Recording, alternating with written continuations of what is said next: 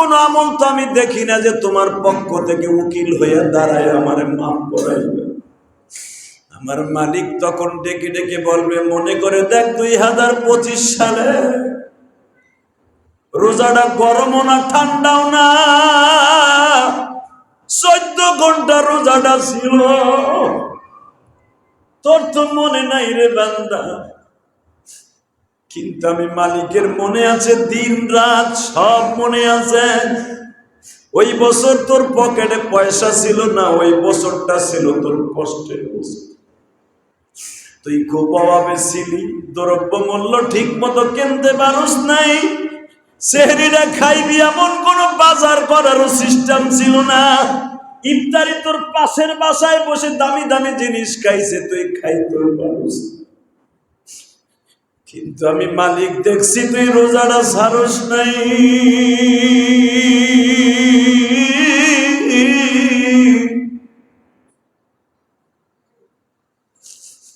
2025 সালে তোর শরীরটাও ভালো ছিল না, ডায়াবেটিস বাইরে গেছিল, হার্টের রোগটা বেড়ে গেছিল। এক তো তোর শরীরটা অসুস্থ, 2 নম্বরে তোর পকেটে পয়সা নাই, 3 নম্বরে তুই অনেক কষ্টে ছিলি, কেস মামলা খায়া তুই অনেক কষ্টে ছিলি। তারপর আমি মালিককে সন্তুষ্ট করার জন্য রোজাটা ছাড়স নাই রে। আমি মালিকের কাছে তোর ওই রোজাটা অনেক পছন্দ হয়েছিল, তুই জানোস না। আমি মালিক তোর ওই 25 সালের রোজাটাকে প্যাকেট করে রাইখা দিছি। 26 সাল, 27 সাল, 30 সাল, 40 সাল পর্যন্ত তুই রোজা রাখছো, সেমন রাখতে পারস নাই। কিন্তু 25 সালের রোজাগুলো আমি মওলার কাছে ভালোবাসি। পরেরটা কি করছো ওদিকে আমি না তাকাইয়া 25 সালে ধাক্কা দিয়া সামনে আনিয়া তোর এই ব্যবস্থা আমি রোধ করে দিছি। নিজের হাতে আমি তোরে বানায়া কোনদিন জাহান্নামে ফেলবো। শাহরু রমাদান আল্লাযী উনজিলা ফীহিল কুরআন। রমজান শুধু আমি আল্লাহর নৈকট্য হাসিল করার মাস না, রমজান কোরআন নাজিল হওয়ার মাস। সুবহানাল্লাহ। পৃথিবীতে যত গ্রন্থ আমি আল্লাহ নাজিল করেছি তার ভিতরে সবচেয়ে দামি কিতাব, দামি গ্রন্থ, তার নাম হলো আল কোরআন। কি নাম? সবাই বলেন আল কোরআন। এই কোরআনকে আমি নাজিল করেছি মাহে রমজানে।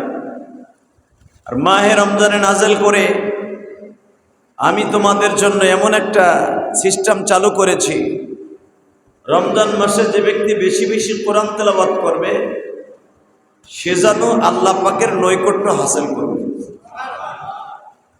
যে ব্যক্তি রমজান মাসে বেশি বেশি করে কোরআন তেলাওয়াত করবে সে যেন আল্লাহর বাড়িতে বেড়াইতে যাবে। কেউ যদি কোরআন শরীফ রমজান মাসে 1 খতম তেলাওয়াত করে সে অন্য মাসে 70 খতম দেওয়ার সওয়াব তার আমলনামায় উঠে যাবে। বিশ্বনবী মুহাম্মদ রাসূলুল্লাহ সাল্লাল্লাহু আলাইহি ওয়াসাল্লাম বলেন, আসিয়াম ওয়াহিদ 70। যদি কেউ একটা রোজা এই মাসে পালন করে অন্য মাসে 70টা সওয়াব পাবে।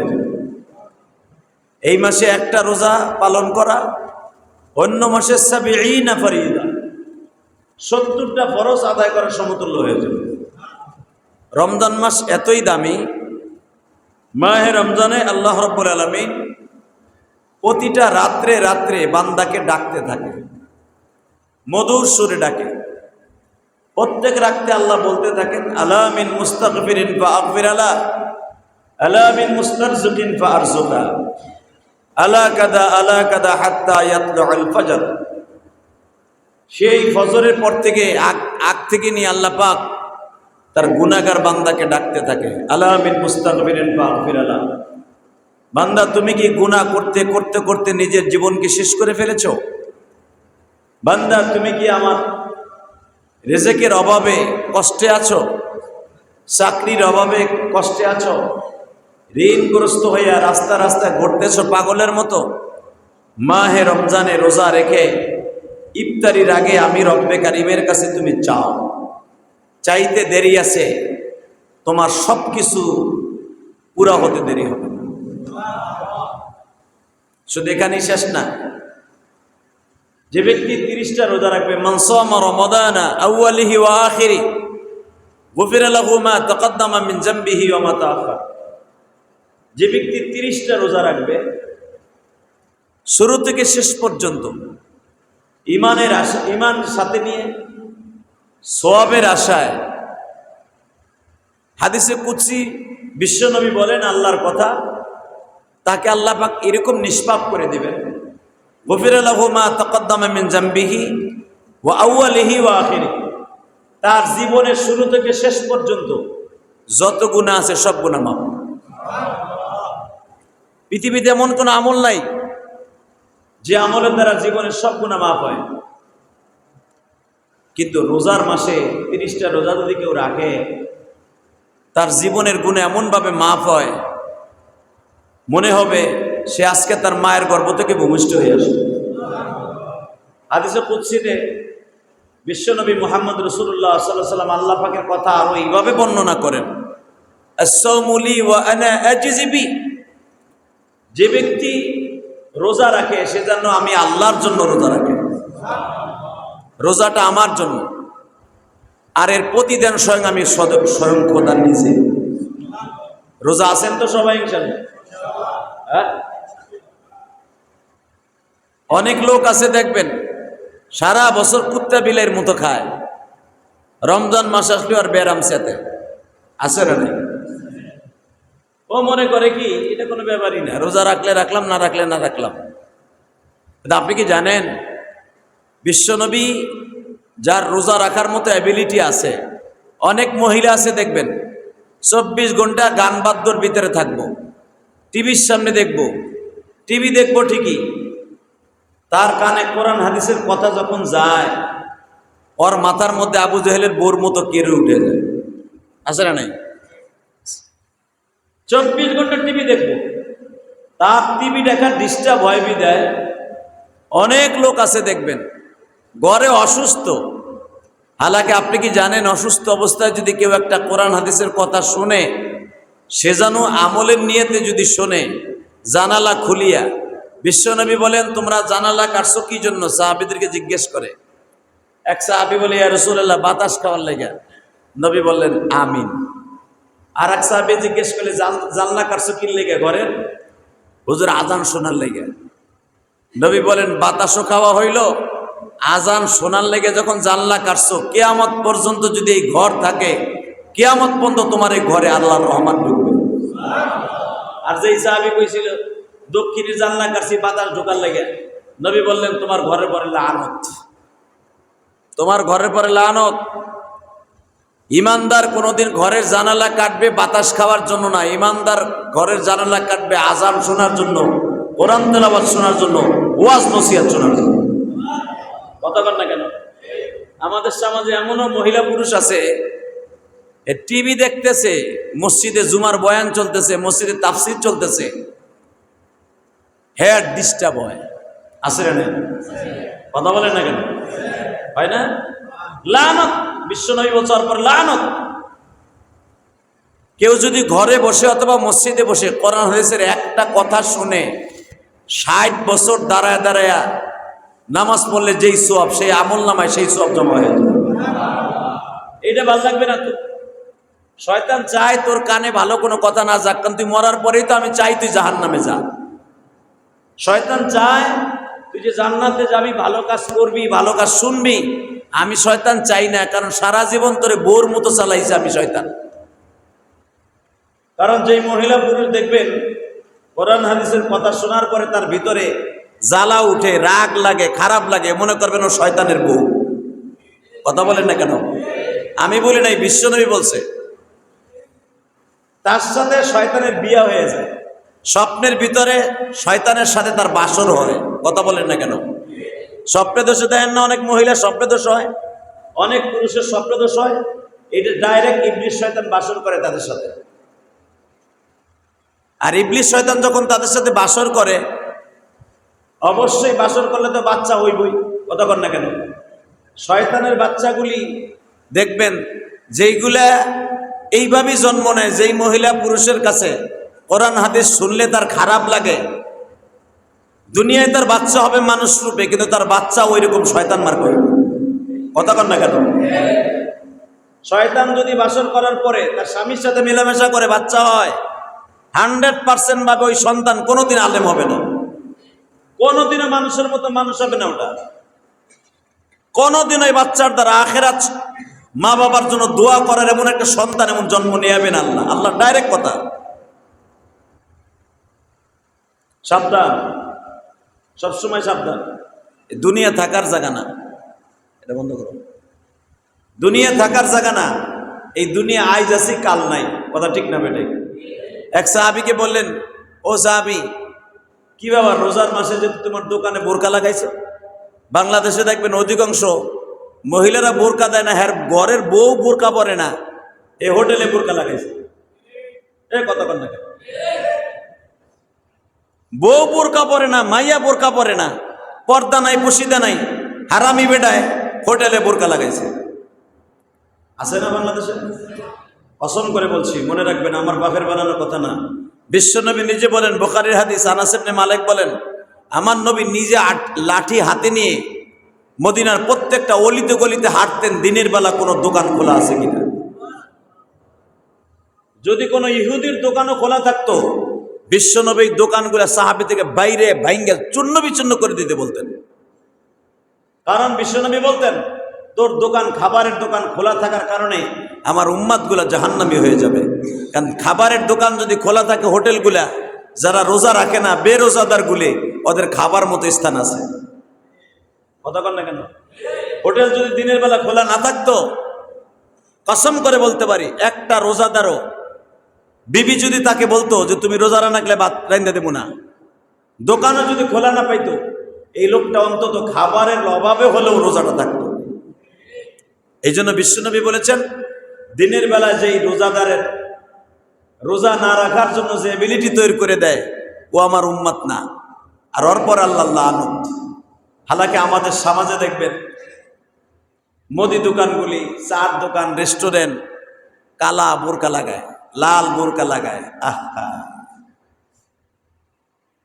আল্লাহর ঘর সাক্ষী রেখে বলে গেলাম, যারা দোকানে ব্যবসা বেশি হওয়ার জন্য রোজাদারকে খাবারের সিস্টেম করে দেবে, হ্যাঁ দোকানদারে ভাববো যে আমি কি রোজাদারে লেগে খুলছি নি, আমি খুলছি যারা রোজা রাখে না হেরা খাইবো কই। এই যে তোমার নিয়ত যে হেরা খাইবো কই, এত তুমি উম্মতের দরদি, ও বাবা রে বাবা, এত দরদি তুমি। হালাকে তোমার এই দোকান খোলা রাখার কারণে তুমিও জাহান্নামী, আর যেটা খাইতেছে ওইটাও জাহান্নামী। তোমার এমন কোনো বাপ নাই যে রোজার মাসে দোকান খোলা রেখা বেরোজাদারকে খাবারের সিস্টেম করে দিলা। হ্যাঁ এখানে মাসলা আসতে পারে, তুমি বলতে পারো যে আমি খোলা না রাখলে তো আরো 10 জনে খোলা রাখবে, সারা দুনিয়ার মানুষ জাহান্নামে গেল, তোমার কাছে যদি জিজ্ঞেস করি এই কেরানীগঞ্জে সবাই জাহান্নামে যাবে, তুমি কি কও? ওই লোকটা বট করে কইব, ওরে বাবারে আমি জাহান্নামে যাইতে রাজি না, কথা কর না কেন? তো ওই সময় তুমি যাইতে রাজি না, হালাকে দোকান খোলার সময় তুমি অজুহাত দেখাও, সবাই খোলা রাখে, আমি খোলা রাখলে সমস্যা কি? আস্তাগফিরুল্লাহ, আস্তাগফিরুল্লাহ। বিশ্বনবী হাদিসে ভাবে বর্ণনা করেন, যে ব্যক্তি খাবারের দোকান খোলা রাখে, আমি নবী তাকে লানত দিলাম, লানত। আর রমজান মাসের ইনকাম দিয়া, খাবারের ইনকাম দিয়া যদি বাচ্চা কাচ্চারে খাওয়ায়, ওই বাচ্চা কাচ্চা কোনোদিন ইমানদার হবে না, কোনোদিন ওই বাচ্চা ভালো হবে না, কোনোদিন ওই বিবি ভালো হবে না।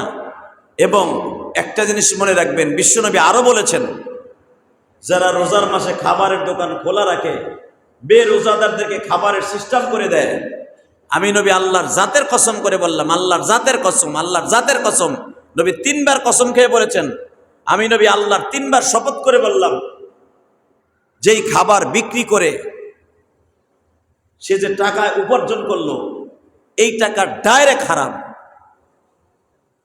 আর এই টাকার হারাম উপার্জন দিয়া যদি এই লোকটা বাচ্চা কাচ্চারে খাওয়াইলো, দেখবেন অনেক দোকানদার আছে সে নিজে রোজা কিন্তু বেরোজাদারকে খাবারের সিস্টেম করে দেয়, কথা বল না কেন? তোমার এই রোজা রেখে কোনো লাভ নাই। কুত্তা যেমনি না খায় তাই তুমি কুত্তার মতো না খাই রইলা। দিনের বেলা সিগারেট বেচা হারাম। দিনের বেলা যারা খাবার খাবে, সিগারেট তো সেই কিনে নেয় যে দিনের বেলা সিগারেট খাওয়ার লেগে কিনে। দিনের বেলা যার দোকানে সিগারেট আছে এমনিই তো সিগারেট বেচা হারাম, ডাইরেক্ট হারাম সিগারেট বেচা। যদি আপনি মনে করেন যে সিগারেট আমার দামি বেচবো, ঠিকই আছে, এই মন গড়া জিন্দিগি আপনি কয়দিন চালাবেন? আপনি সেদিন বুঝতে পারবেন যেদিন আপনার চোখ বোঝার টাইম হয়ে যাবে। কথা বলেন না কেন? সেদিন আফসোস করলেও আর কাজ হবে না। মেরে ভাই ও দোস্ত বুজুর্গ, বিশ্ব নবী বলেন, মান সামা রমাদান ঈমানান ওয়া ইহতিসাবা গুফিরা লাহু মা তাকদ্দামা মিন যামবিহি ওয়া মা তাআখার। উম্মতেরা রে, রোজার মাস যেদিন থেকে শুরু হয়ে যাবে, তোমরা যারা শুরু থেকে শেষ পর্যন্ত রোজাটা রাখবা, আমি বিশ্ব নবী ওয়াদা করে গেলাম, আল্লাহ তোমাকে জান্নাত দিতেই হবে। সুবহানাল্লাহ জোরে বলেন না? কারণ আল্লাহ নিজের ঘোষণা, সাওমুলি ওয়া আনা আজিজি বি, রোজা একমাত্র আমার জন্য। রোজা কার জন্য? রোজা তিন ভাবে নাযিল হয়েছে, মনে রাখবেন, তিনবার রোজা নাযিল হয়েছে, রোজার হুকুম। প্রথম যে বছর রোজা নাযিল হয়, হিজরাতের প্রথম বছর, তখন হুকুম হলো আমার আল্লাহর অর্ডার, রোজা যে রাখবে রাখবে, না রাখবে না রাখবে, ফিদিয়া দিয়ে দিবে। দেখা গেল যারা বড় লোক আছে এরা টাকা দিয়ে 1 মাসের টাকা একবারে বাইতুল মালে জমা দিয়ে দিত, ওরা রোজা রাখা লাগতো না, আল্লাহর অর্ডার। সাহাবা একরাম দেখলো গরিব মানুষ রোজা রাখে, ধনীরা হ্যাগোর সামনে চাইছে খায়। আমার আল্লাহর কাছে এটা দেখতে ভাল লাগলো না, নবীর কাছেও ভাল লাগলো না যে রোজাদারের সামনে। এই জন্যই তো দেখবেন রোজাদারের সামনে যদি আপনি অসুস্থতার কারণে রোজা রাখতে পারেন নাই, কোন রোজাদারের সামনে খাওয়া আপনার জন্য জায়েজ নাই, নিষেধ। এমনকি বেধর্মীরা পর্যন্ত রোজাদারের সামনে খাইতে পারবে না, এটা আল্লাহর অর্ডার। আপনি অসুস্থতার কারণে রোজা রাখতে পারেন নাই, বাস মাসলায় আছে, আপনি রাখতে পারবেন না, ফিদিয়া দিয়ে দিবেন। কিন্তু আপনি কোনো, যেরকম আপনি মহিলা অসুস্থ, আপনি হার্টের রোগী, বাতের রোগী, ডায়াবেটিসের রোগী, ব্যারাম চাইতে গেছে তোমার, রোজা রাখতে পারলেন না, এই জন্য আপনার পুতের বউ রোজা, পুতের বউর সামনে তুমি ঘন ঘন ওষুধও খাইতে পারবা না, নিষেধ আছে আল্লাহ। ঘন ঘন পানি খাইতে পারবা না, যদিও পানি খাও আড়ালে, মানুষের চক্ষু আড়ালে খাইতে হবে, তা না হলে রোজাদারের সামনে খাইয়ে এক গুনাহ, রোজা না রাখা আর এক গুনাহ, আর তুমি যে রাখো নাই এই 3 ডবল গুনাহ। মনে রাখবেন, রোজা অসুস্থতার কারণে রাখতে পারেন নাই, দরজা জানলা লাগাইয়া যখন রোজাদার কেউ না দেখে এইভাবে খাইতে হবে, এটা আল্লাহর অর্ডার, রোজাদারকে সম্মান করার কারণে। তাহলে দেখা গেল প্রথম বছর যারা রোজা রাখবে, যারা রাখতেছে না, রোজাদারের সামনে দাঁড়ায় দাঁড়ায় তারা হেরা খাইতেছে, পানি খায়, কেউ ফল খায়, কেউ আঙ্গুর খায়, খেজুর খায়।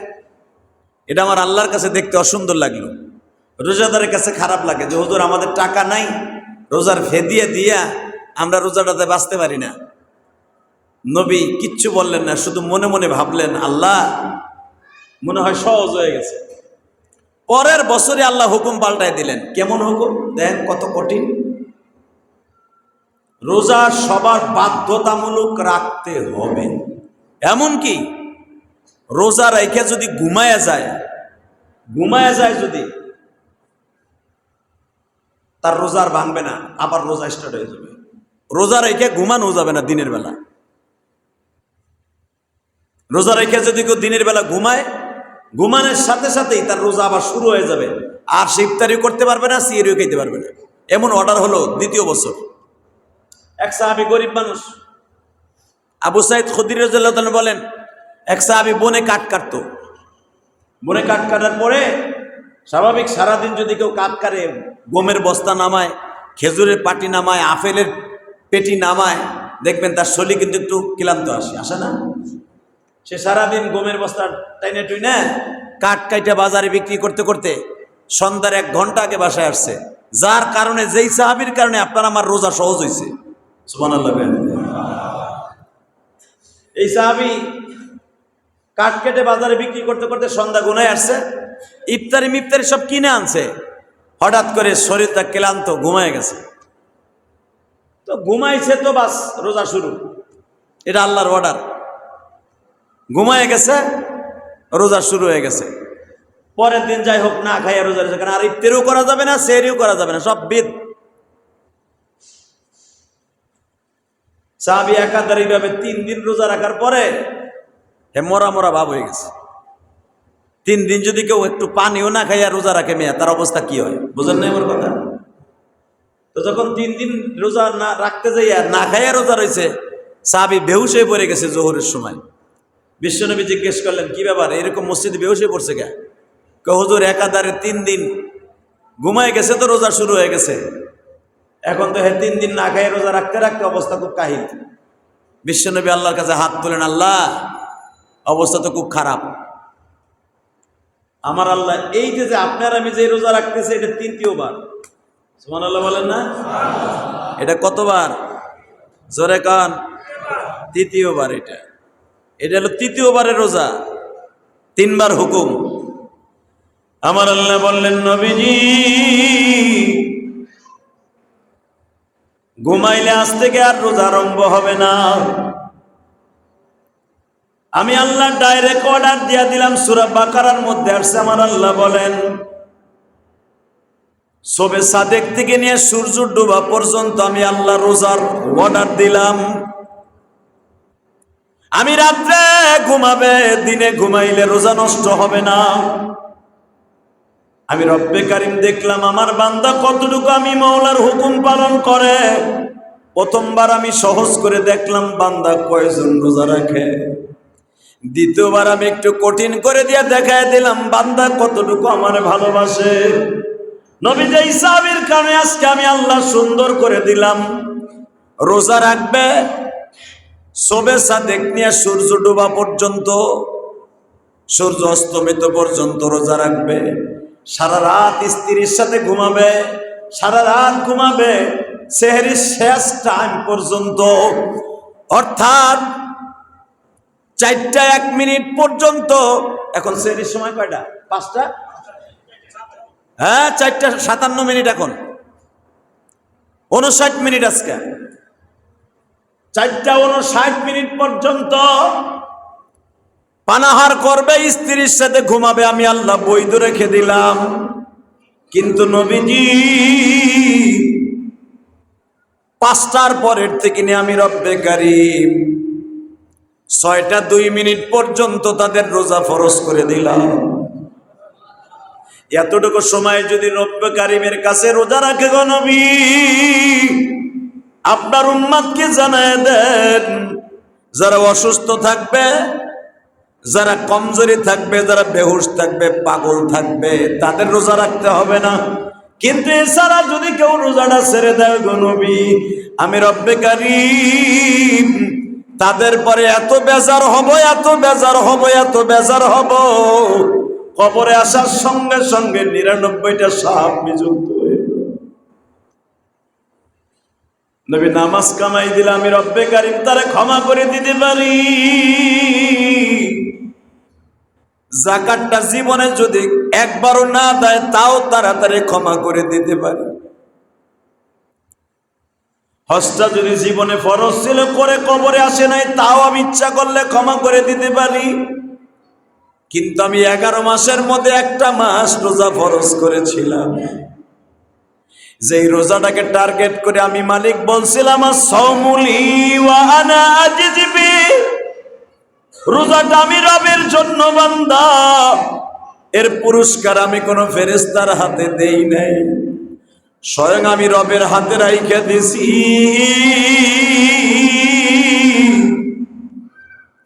রোজাটা রাইখা যদি আমি মালিকের কাছে ইফতারির আগে হাতটা তুলে বলি, তো তাওয়াঙ্গার কাশতাই ইয়াদ মালামা ইযা মা গাফিল শুদি ইয়াজহালেমা বরদরামদ বান্দা এ বুরিখতা আবরুয়ে খুদ বাসি আরিখতা আল্লাহ আল্লাহ ইয়াইসু শিরে নিস্তনাম শির শক্কর মে কুনাদ জানাম তামাম। কোন বান্দা যদি ইফতারির সামনে নিয়ে আমি রবের কাছে হাত তুলে বলে, মালিক তোমাকে খুশি করার জন্য রোজাটা রাখছিলাম, আমাদের মাফ করে দিবানি। রব তার সাথে ওয়াদা দিয়েছে, আমি মাফ করব তো করবই, হাউজে কাউসার তোর জন্য বরাদ্দ করে দিলাম। নবী যেদিন বললেন হাউজে কাউসার বরাদ্দ করে দিলাম, এক সাহাবী বিশ্ব নবীর জুমার নামাজের পরে জিজ্ঞেস করে, নবী হাউজে কাউসারটা কি? রোজার বদৌলতে হাউজে কাউসার আল্লাহ দান করবে, এটা কি? বিশ্বনবী বলেন, হাউজে কাউসার আল্লাহর কুদরতি একটা শরবত। সুবহানাল্লাহ বলেন। কি শরবত? কুদরতি। কি শরবত? বুঝেন নাই মনে আমার কথা? কুদরতি একটা শরবত। কুদরতি শরবত কেমন শরবত সেটা? বিশ্বনবী মুহাম্মদ রাসূলুল্লাহ সাল্লাল্লাহু আলাইহি ওয়াসাল্লাম বলেন, এই শরবতটা ডাইরেক্ট আমার আল্লাহর কুদরতি বরকতি রহমতি। কেউ কেউ বলেন এটা ডাইরেক্ট আল্লাহর শরীরের ঘাম। আরো জোরে বল। কারণ আল্লাহর ডাইন পায়ের নিচের থেকে কুদরতি একটা পানি বের হয়, এক ফোঁটা দুধের মতো সাদা, এক ফোঁটা ডালিমের রসের মতো একবারে নির্ভেজাল পানি, আর এক ফোঁটা হলো মধু। এক একটা ফোঁটা 70,000 বছর পরে পড়ে আল্লাহর কুদরতি। তা আল্লাহর ফোঁটা আর আপনার আমার পানির ফোঁটা কি এক? জোরে কর না কেন? হ্যাঁ, আল্লাহ রাব্বুল আলামিন দেখতে কেমন? মেরাজের রাত্রে বিশ্বনবী মুহাম্মদ রাসূলুল্লাহ সাল্লাল্লাহু আলাইহি ওয়াসাল্লাম আল্লাহকে দেখছেন। সুবহানাল্লাহ বলেন না? তো সাহাবা کرام জিজ্ঞেস করলেন, আল্লাহ রাসূল, আল্লাহরে দেখতে কেমন? কি আমাদের মতো হাত আছে, পাও আছে? আল্লাহ বলে, আল্লাহু সামিউম বাসীর, আল্লাহু কাদিম, আল্লাহু সুউদ। আল্লাহ বলতেছেন, আমি নিজে শুনি। বান্দা এক পাও যদি তুমি আমার দিকে অগ্রসর হও, আমি 10 পাও অগ্রসর হই, তাহলে আল্লাহর পাও আছে। কথা কর না কেন? তুমি এক হাত তুললে আমি 10 হাত তোমার সাথে তুলি, তাহলে আল্লাহর হাত আছে? তাহলে আল্লাহর হাত পাও কি আমাদের মতো কিনা? সাহাবা کرام জিজ্ঞেস করছেন। নবী বলেন, প্রশ্ন তুমি এইটাই পাইলে, আর কোনো প্রশ্ন পাও না? এই বেটা, তুই প্রশ্ন এইটাই পাইলি আল্লাহরে দেখতে কেমন? আল্লাহরে দেখতে কেমন এইটা আমার আল্লাহ বলতেই নিষেধ করছে। সুবহানাল্লাহ বলেন না? আরো জোরে বলুন। নবী আমার সবকিছু আপনি বর্ণনা করবেন, আমি দেখতে কেমন এটা বলতে না করবেন। এটা যদি বলতে যান, এই যে দেখেন না হিন্দুরা দুর্গার 10 হাত বানাইছে, কথা কর না কেন? এই বান্দর গুলা কি দেহে বানাইছে আল্লাহর 10 হাত? রসুলের জামানায় তার বাদশা ছাড়া 10 হাত দুর্গার পূজা করত।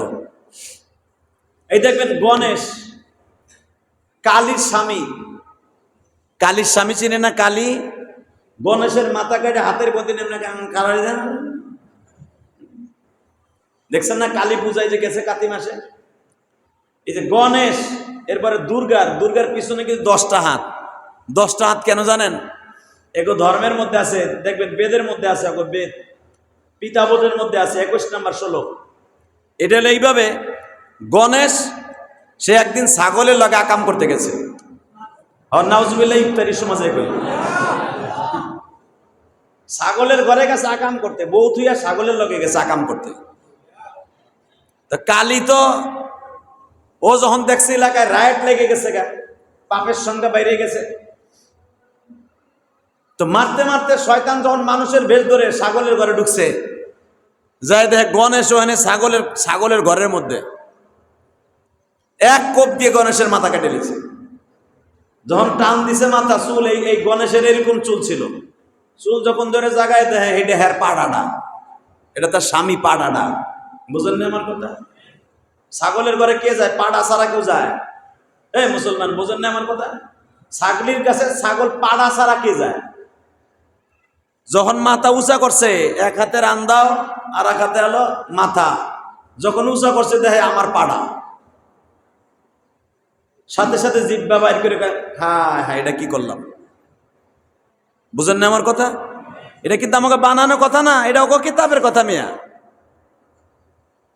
তো গণেশ কালীর 10 হাত, দুর্গার 10 হাত। 10 হাত মানে 10টা দেবতার 10টা খোদা, 33 কোটি দেবতা ওদের। আর আমাদের দেবতা একজন। কয়জন? জোরে কর, আরো জোরে। 33 কোটি দেবতারে খুশি করে জান্নাতে যাওয়ার লাগবে। একটা দেবতা যদি একেবারে বেজার থাকে, নরক ছাড়া উপায় নাই। কথা কর না কেন? আর আমাকে 2 জন খুশি করলি এনাফ। কয়জন? জোরে কর। 1 নম্বরে, 2 নম্বরে, আপনি তো ভালোই বুঝে গেছেন। 1 নম্বরে, 2 নম্বরে। এই জন্যই তো আমাদের ইমানের সংখ্যা 3টা। কয়টা? জোরে কন। আশহাদু আল্লা ইলাহা ইল্লাল্লাহু ওয়া আশহাদু আন্না। তাসদিক বিল জিনান, আমল বিল আরকান, ইকরার বিল লিসান। এই 3টা হলো আমাদের ইমানের শাখা। আর 33 কোটি খোদারে ভোগ দিয়া এরপরে স্বর্গে যাইতে হইব, এর আগে না। আর আমাকে আলহামদুলিল্লাহ 2 জনে বুঝ দিলি যথেষ্ট। 1 নম্বরে قل هو الله أحد الله الصمد لم يلد ولم يولد ولم يكن له كفوا أحد। আমার আল্লাহ এক, তার কোনো শরীক নাই। কোন 33 খোদা বলতে কোনো শব্দ নাই। খোদা কয়জন? তার একা বুঝ দেব, একা বুঝ দিতে হবে। ওই একা খোদারে বুঝ দিতে যাইয়া যদি 30টা রোজা রাখি, আমি 2100 রোজা রাখার সব পাবো। আরো জোরে। কয়শো? রোজা রাখবেন 30টা, সব পাবেন কত? যদি কোন কেমনে? 1 রোজায় 70টা। 1 রোজায় কত? না মিথ্যা কথা?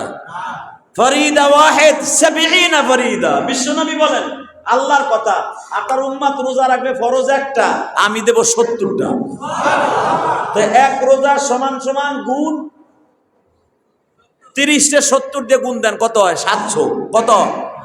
জোরে কন। কানার মতো বয়ে রয়েছেন নি। কত?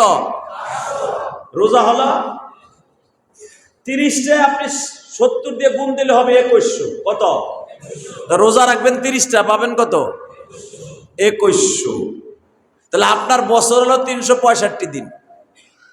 রোজা রাখছেন আপনি 2100, খরচ করছেন 365, তারপর আপনার অ্যাকাউন্টে জমা রয়েছে কত?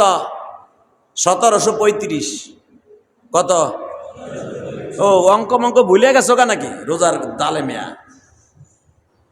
রোজা রাখছে 2100, 1 বছরে খরচ করছো কত? 365। আছে কত?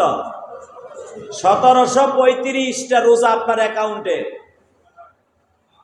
1735টা যদি রোজা আপনার অ্যাকাউন্টে থাকে, আল্লাহর কসম 10 বছর ধরে রোজা রাখতেছেন, অ্যাকাউন্টে খালি জমাই হইতেছে। সুবহানাল্লাহ। সেহরির সময় কইও।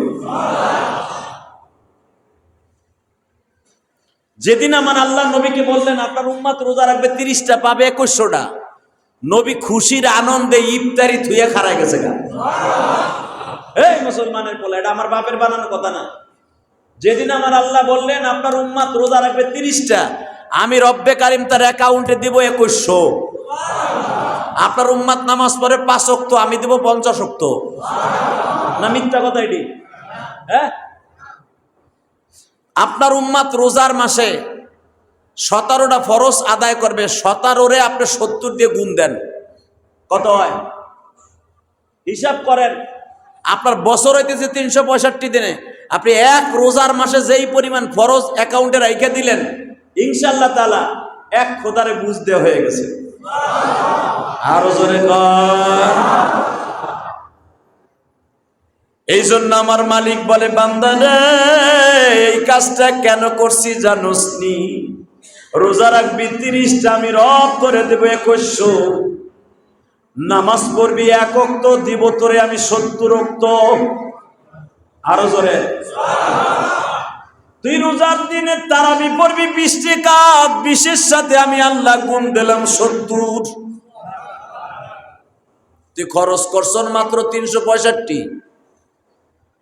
বান্দা কেন আমি রব করে আমি বলছি আসসালামুলি ওয়া আনা জিবি, রোজাটা আমার জন্য রাখছ, শুধু রোজার মাসে তোর উপকার নয়, রোজার মাসে চারিদিকে উপকার। দেখ আমি তোর এক একটা করে দেখাই, রোজার মাসটাকে আমি আল্লাহ কি কি দিয়ে সাজাইছি। এ যুবক, তুমি একটা মেয়ে নিয়ে কোনোদিন জিনা করার জন্য বাসর ঘর সাজাইলা, কোন হোটেলে গেলা অথবা তোমার রুমের মধ্যে নিলা, এই মেয়েটারে নিয়ে জিনা করার সময় কিন্তু ফুল দিয়া সাজায় না। কথা বল না কেন? ওটাও বাসর, মেয়ের সাথে সেক্স করা ওটাও বাসর। লক্ষ লক্ষ টাকা দিয়া বিয়া কইরা ফুল দিয়া বাসর ঘর সাজাইয়া ওটাও কিন্তু সেক্স। বোঝা নাই মনে? ওটাও কিন্তু একই কাজ, অবৈধ ওটাও একই কাজ। আমার মালিক বলে বৈধ করে নিয়ে যখন ফুল দিয়া হাজার হাজার টাকা দিয়া বাসরটা সাজাস, আমি মালিক তোর কিন্তু একই কাজ, একই জিনিস, একই মজা। কিন্তু বান্দা মনে রাখবি 11টা মাস আমি রবে, রমজান মাসটা আমি আল্লাহ অন্যরকম ভাবে ভিন্ন ভাবে সাজাইছি। আমি একটা মাসকে অন্যরকম ভাবে সাজাইছি, 11টা মাস রব আমার, কিন্তু রমজান মাসটার আমি বাসর ঘরের মতো সাজাইছি। দেখ 1 নম্বরে কেমনে, রোজার 1 নম্বর যেদিন চাঁদটা উঠিয়া যায়, শয়তানটারে আমি প্রথম বাইন্ধা রাখি, কারণ শয়তান যেন তোরে পাপের কাজ করাইতে না পারে। শয়তানরে প্রথম বাইন্ধা তুই সুফিদাতি শয়তান, আল্লাহ বলেন আমি শয়তানরে 70 গজ শিকল দিয়া বান্ধি, যেটার জন্য তুই পাপ করো ওইটারই বাইন্ধা থইলাম। 2 নম্বরে দেখ, তুই যদি রোজার মাসে মারা যাস, আমি জান্নাতের প্রতিটা দরজায় দরজায় ফুল দিয়ে সাজাই, আমি হুরগুলার সাজাই। 2 নম্বরে কি করি শোন, রমজান মাস যখন প্রথম শুরু হয়ে যায়, আমি মালিক সমস্ত ফেরেশতাকে ডাইকা ডাইকা বলি, বান্দারা রে, তুই যদি একটা আমল করস আমি আল্লাহ 70টা আমল করাই দিব। একটা ফরজ আদায় করলে 70টার সওয়াব দিব, একটা রোজা রাখলে 70টা দিব, সমান সমান 30টা রাখলে 2100 দিব। আর একটা কাজ করছি, দেখ রমজান মাস শুধু তোদের সুবিধার জন্য, জান্নাতের জন্য নয়, দুনিয়ার সুবিধার জন্য দিছি। ঠিক না বেটি? দেখবেন রোজার মাসের জানে যারা ব্যবসায়ী, কাপড় ব্যবসায়ী, আরে কাপড় ব্যবসায়ী কি মিয়া, প্রথম 10 দিন হলো তরকারি, ফল ফলাদি, এগুলো কিন্তু প্রথম 10 দিন। দ্বিতীয় 10 দিন হলো মাশাআল্লাহ, দেখবেন যারা মোটামুটি কাপড় ব্যবসায়ী এদের জন্য পাইকারি। লাস্টের 10 দিন হলো খুচরা বাজারের 10 দিনের জন্য। কথা ঠিক না বেটে? আল্লাহ বলে দিছেন আমি রমজানকে শুধু আউয়ালুর রহমা ওয়া আওসাতু মাগফিরা ওয়া আখিরি ইতকুম মিনান নার, রমজান প্রথম 10 দিন রহমাতের, দ্বিতীয় 10 দিন হলো মাগফিরাতের, তৃতীয় 10 দিন নাজাতের। আর তখন লাগে আমি দিয়ে দিছি, দেখ রমজানের প্রথম 10 দিন ফলের বাজারে, তরকারির বাজারে, খেজুরের বাজারে সারা জায়গায় খালি আগুন লাগছে। কথা কন না কেন? তরকারি দেখবেন এখন যেই দাম, 10টা রোজা যাক 15 রোজার মাথা দেখবেন অর্ধেক নাই। কথা কন না কেন? এরপরে আগুন লাগবে কাপড়ের দোকানে। কথা কন না কেন? আল্লাহ বলেন খালি যে আমি তোগোর জায়গায় মাফ করছি তা না, দেখ রোজাকে আমি তোদের ব্যবসার জন্য আমি আগুন লাগাই দিছি। আর তোরা যারা এই রমজান মাসটা পাইয়া রোজাদারে কষ্ট দেওয়ার জন্য দ্রব্য মূল্যের দাম বাড়ায় দিবি, তোকে জাহান্নামটা অত বড় হইব। কথা ঠিক না বেটি? হালাকে বিশ্বনবী বলতেন, বিশ্বনবী বলতেন রোজার মাসের খাতিরে যারা দ্রব্য মূল্যের দাম কমায় দিবে, আমি নবী তার হাউজে কাউসারে জামিনদার হয়ে গেল। আমাদের সমাজে এটা আছে? কথা কন না কেন? এটা তো নাই। সাথে সাথে আর একটা কাজও করে, দাম যা থাকে তার 30 গুণ বাড়ায় দেয়। হ্যাঁ, আরে কালকে গেছি সোয়াবিন কিনতে, প্রধান উপদেষ্টা তার বাণিজ্যিক উপদেষ্টা যিনি আছেন উনি ওখানে বয়ে বয়ে মাক্কি মারে আর গাঞ্জা টানে। কথা কর না কেন? এবারে গাঞ্জা না টানলে রাস্তায় নামস না কে বেটা? ক্ষমতা তো বেশি দিন থাকতে পারবা না। কথা বলে না কেন? সরকার একজনের হাতে দিতে হইব তোমাকে, তারপরে চান্দুরে কই যাবা? তোমরা তো স্থায়ী সরকার না, তোমরা ওখানে বয়ে বয়ে গাঞ্জা টানো আর পিচিং পিচিং কথা বলো। যেই পরিমাণ দ্রব্যমূল্যের দাম বাড়াইতেছে তোমরা ওখানে বয়ে গাও সোয়াবিন তেলের দাম 40 টাকা কেজিতে কমে। কো ছাতা কমছে? কথা কর না কেন? আমি জানি আমার কথা এখন তোমার কানে যাবে, যাও।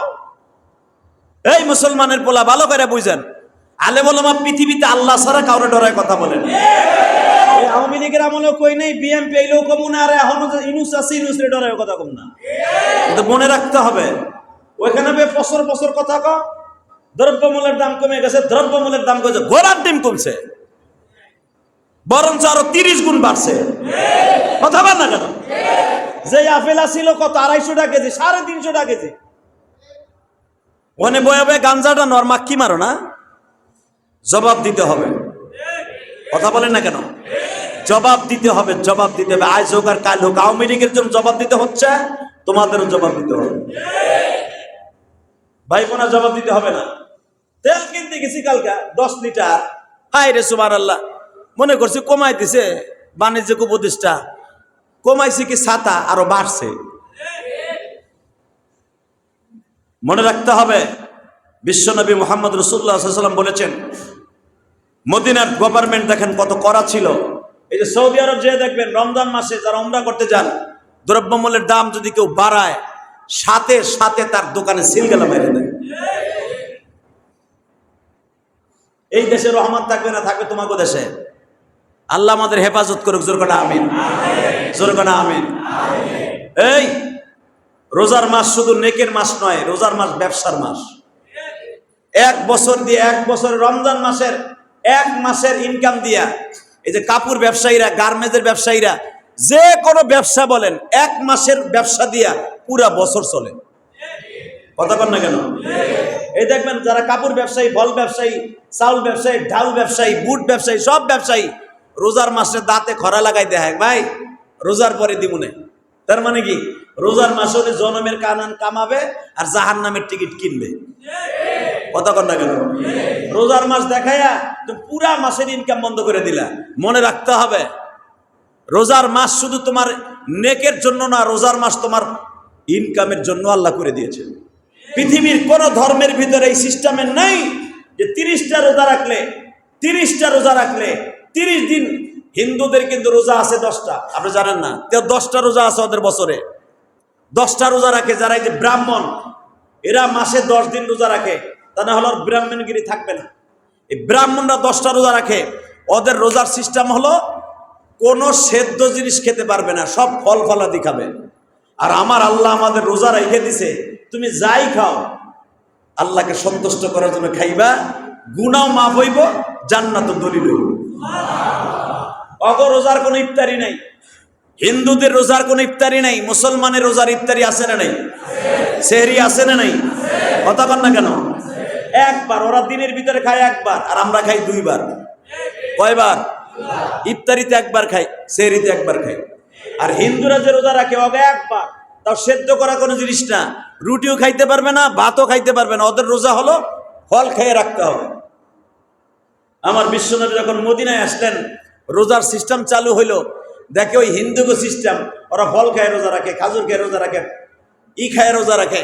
আমার নবী বললেন এটা ইহুদি নাসারাদের সিস্টেম, আমার উম্মতের জন্য সিস্টেম হবে তারা 2 বেলা খাবে, পেট ভরে খাবে, পেট ভরে খাবে।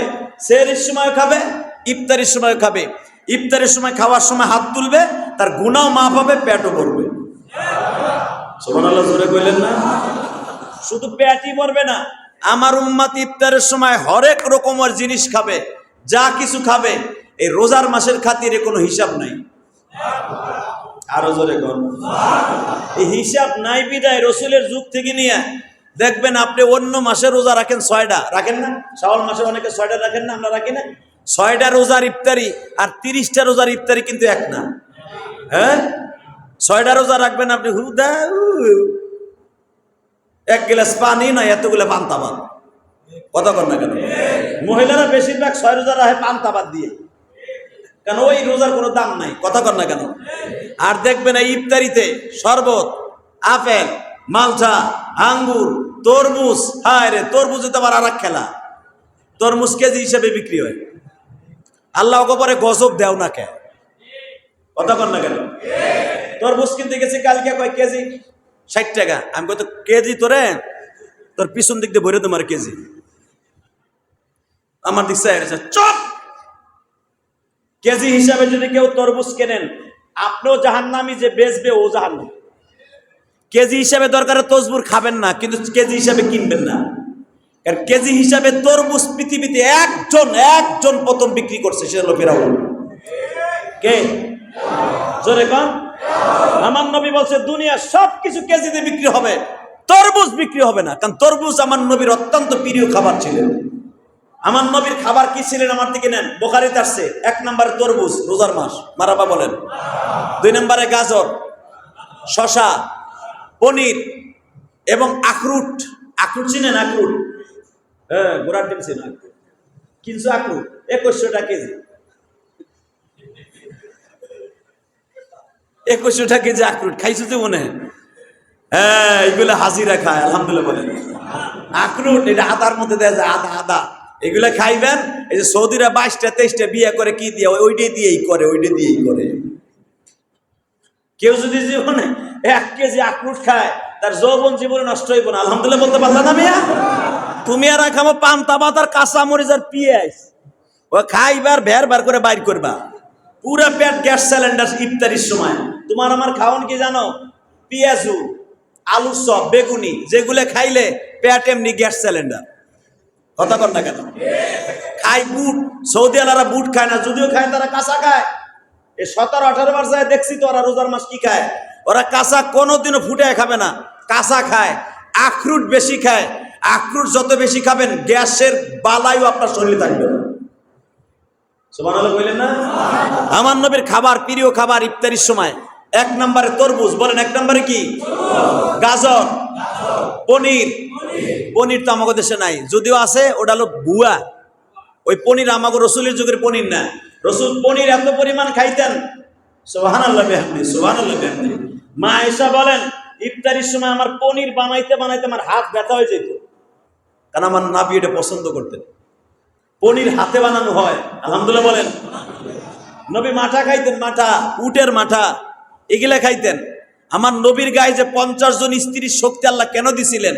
এমনি আমার নবী জীবনের বাসা জিনিস খাইতেন, বাসা জিনিস, যা পৃথিবীর কেউ খাইতে পারতেন না। আলহামদুলিল্লাহ বলেন। নবী আঙ্গুর খাইতেন, খেজুর ছিলেন নবীর প্রধান খাবার। ইফতারির সময় নবী খেজুরটা বেশি খাইতেন, রুটি খাইতেন কম, শশা খাইতেন বেশি। বিশ্বনবী সালাদ খাইতেন বেশি। সেহরির সময় সারা দিন বিশ্বনবীর শরীরে ঠান্ডা থাকতেন। সাহাবীদের যারা গরিব ছিলেন তাদেরকে বলতেন, তোমরা কিনতে না পারো, আমি নবী পকেটে দিয়ে পয়সা দিব, এই সমস্ত জিনিস সেহরির সময় খাইবা। সুবহানাল্লাহ জোরে কইলেন না? যেই সমস্ত জিনিস খাইলে বেশি শরীরে শক্তি হবে, ওই জিনিসগুলোর দামই বেশি। তরমুজ আমার নবী কেন কেজিতে বিক্রি হারাম করছেন? এটা কেন ফিরাউন প্রথম বিক্রি করছেন? কারণ তরমুজের যদি কেজি হিসাবে বিক্রি করেন, তরমুজের পুরাটাই হলো পানি। তরমুজের পুরাটা কি? কথা কর না কেন? এই তরমুজের খান কি? পানি তো খান। তরমুজ চাবান দিয়ে দেখেন, ওর ভিতরে ভাতের মতো কোনো কিছু আসে না, পুরাটা চাবানি দিবেন, পানি। বিশ্বনবী বলেন, কেউ যদি পানি কেজিতে বিক্রি করে, ও আমার উম্মত না। কথা কর না কেন? হ্যাঁ, এখানে কথা আছে। তরমুজ পৃথিবীতে সর্বপ্রথম বিক্রি করছে কেজি হিসাবে ফেরাউন। আর এই ফেরাউনের প্রথা দেখতেছি শেখ হাসিনার লাস্টের এই 5 বছরের, আর এখন দেখতেছি এই সময়ে। আপনাকে হাতে পাও ধরে বললাম, কেজি হিসাবে যে তরমুজগুলো বিক্রি হবে, ওগুলো কিনবেন না। আপনি বলবেন ঠিয়া কত চাষ? ও যদি বলে ঠিয়া যদি 250 টাকা দাম হয়, 300 টাকাও যদি বিক্রি করে, তাও নিবেন। কিন্তু খবরদার, আপনি কেজি হিসাবে কিনবেন। বিশ্বনবী বলেছেন, ওর পরে আল্লাহ লানত, আর যে বিক্রি করবে তারপর লানত, আর যে ব্যক্তি কিনবে ওর পরও লানত। কেজি হিসাবে তরমুজ কোনোদিন কিনবেন না। আল্লাহ আমাদের সবাইকে তৌফিক দান করুন। জোরে করে আমিন। কখন হয়ে গেছে তুই নিজেও জানোস না।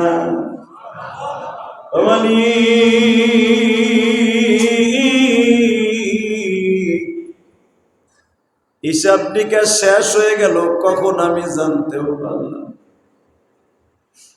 কেমনে জানবি? ইলিয়াসুর রহমান জেহাদি প্রথম জুমায় বলছিল, তোরে রহমাতের কোলে ঘুম পড়ায় রাইখা তোর মা যেরকম ভাবে ট্রেনে বাসে বেমানে তুই যেরকম ঠিক ও পাস না, আমি আল্লাহ তোরে রহমাতের কোলে মায়ের কোলের মতো শোয়ায় রাখছি।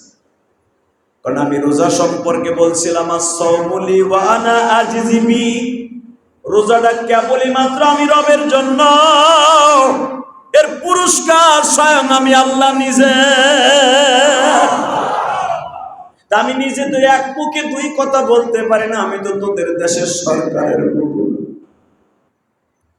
আমি বলছিলাম, এক মুখে বলছিলাম রোজা আমার জন্য পুরস্কার, আমি তোরে রহমাতের কোলে শোয়া, ওই রহমাতটা আর কেউ না, আমি মালিকের রহমত। ওই কোলটা হলো আমি আল্লাহর কারণে কিয়ামতের মাঠে তোর মাও নাই বাবাও নাই, তোর বাবা মা জাহান্নামের অর্ডার হয়ে গেছে, তোর বাবা মা ঠিক মতো রোজাটা রাখে নাই। আমি জানি তুই জান্নাতে যাবি, তোর মা বাবা জাহান্নামে যাবে, তোর বিবি জাহান্নামে যাবে, তুই জান্নাতে যাবি। এই জন্য আমি তোরে আমার রহমাতের কোলে শোয়া রাইখা তোর পক্ষে আমি হিসাব নিকাশ দিয়ে দিছি বান্দা।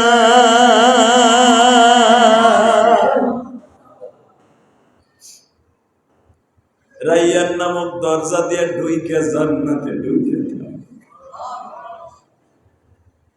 তখন তুমি আর আমি প্রশ্ন করব যে কথা শুনে এখন কানবা, মালিক কোন আমলের খাতিরে, কিসের খাতিরে তুমি আমার হিসাব নিকাশটা দিয়ে দিলাও? জীবনে এমন কোন আমল তো আমি দেখি না যে তোমার পক্ষ থেকে উকিল হয়ে দাঁড়ায় আমারে মাফ করাইবে। আমার মালিক তখন ডেকে ডেকে বলবে, মনে করে দেখ 2025 সালে রোজাটা গরমও না ঠান্ডাও না, 14 ঘন্টা রোজাটা ছিল, তোর তো মনে নাই রে বান্দা, কিন্তু আমি মালিকের মনে আছে, দিন রাত সব মনে আছে। ওই বছর তোর পকেটে পয়সা ছিল না, ওই বছরটা ছিল তোর কষ্টের বছর। তুই খুব অভাবে ছিলি, দ্রব্য মূল্য ঠিক মতো কিনতে পারস নাই, সেহরিটা খাইবি এমন কোন বাজার করারও সিস্টেম ছিল না, ইফতারি তোর পাশের বাসায় বসে দামি দামি জিনিস খাইছে, তুই খাইতে পারস। কিন্তু আমি মালিক দেখছি তুই রোজাটা ছাড়স নাই।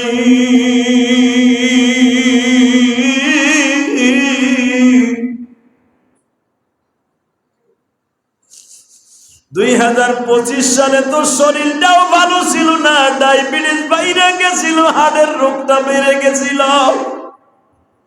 এক তো তোর শরীরটা অসুস্থ, 2 নম্বরে তোর পকেটে পয়সা নাই, 3 নম্বরে তুই অনেক কষ্টে ছিলি, কেস মামলা খায়া তুই অনেক কষ্টে ছিলি। তারপর আমি মালিককে সন্তুষ্ট করার জন্য রোজাটা ছাড়স নাই রে। আমি মালিকের কাছে তোর ওই রোজাটা অনেক পছন্দ হয়েছিল, তুই জানোস না। আমি মালিক তোর ওই 25 সালের রোজাটাকে প্যাকেট করে রাইখা দিছি, 26 সাল, 27 সাল, 30 সাল, 40 সাল পর্যন্ত তুই রোজা রাখছ, সেমন রাখতে পারস নাই। কিন্তু 25 সালের রোজাগুলো আমি মওলার কাছে ভালোবাসি। পরেরটা কি করছর ওদিকে আমি না তাকাইয়া 25 সালে ধাক্কা দিয়া সামনে আনিয়া তোর এই ব্যবস্থা আমি রোধ কইরা দিছি। নিজের হাতে আমি তোরে বানায়া কোনদিন জাহান্নামে ফেলব। 2025 সালে প্রথম জমায় যারা কানছেন, দলিল দিয়ে গেলাম, আর জীবনে আপনার সাথে দেখা হোক বা না হোক, 10 তারিখ বেলা 3টায় চলে যাব উমরায়, আলহামদুলিল্লাহ বলেন।